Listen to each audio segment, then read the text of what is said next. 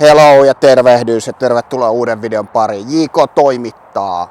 Tilaa kanava, tykkäile, kommentoi. Hei, nyt ollaan kuvan kauniilla harjoituskentällä Volagolfilla ja nyt tehdään tällainen niin kuin harjoituskierroksen koko kierroksen lyöntien dokumentointi. Lähde mukaan, katsotaan miten JK käy. Let's go! Pitää vielä kertoa, että golfkengät hankin nyt, että jos sais sellaista pitoa tää hommaa, niin katsotaan onko näistä mitään hyötyä.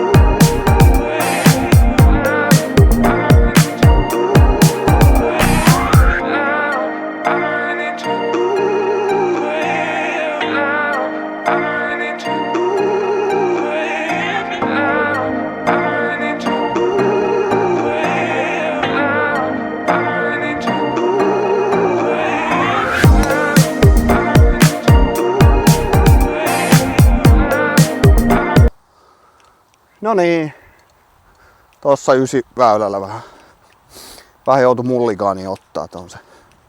Oli nyt vähän vaikea päästä tosta yli, mutta Reenikenttähän tää on niinku edelleen, mikä on tullut aika monta kertaa sanottua.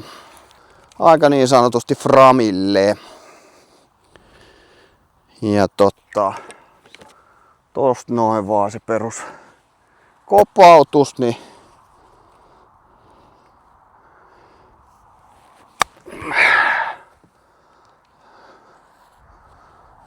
ja tommonen niinku kurkipotku tohon loppuun. Niin tää on ihan hyvä lopettaa tähän tää kierros.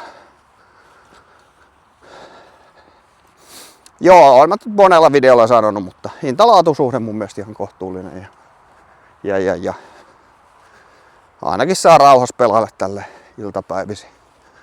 iltapäivisiä lomakauden jälkeen. Jos haluaa tulla vaan hieromaan omaa pelailua, mutta ei nyt tietysti millekään aktiivipelaajille ole oikea paikka. Tässä ei hirveästi tuu noit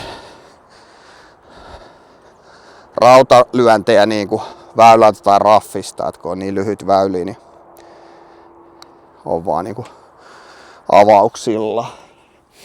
No se meni niinku kolmosella sitten pari mullikaanin jälkeen. Se oli hyvä lopetus tällä. Eli onko se silloin baarissa? JKK ei käy enää baarissa, niin sentään joskus pääsee käymään baarissa. Jees, kiva kun katsoit videon. Nyt on tullut hyvin seuraajia, tilaajia. Tosi tyytyväinen, kiitollinen siitä. Mutta ei mitään, porukkaa mahtuu vielä mukaan. Tässä tulee vähän tällaista, koitetaan tehdä vähän tällaista yhteisöä sit myös samalla. Et siinä on vähän mukana, jos on teknisestä myynnistä kiinnostuneita, niin vois koittaa vähän sitten joskus. Tai olisi kiva saada vähän sinne niinku sellaista verkostoitumista keskusteluaiheesta. Ja sitten näihin pelailuihin, niin vähän tällaista pienimuotoista tapahtumaa, järjestämistä.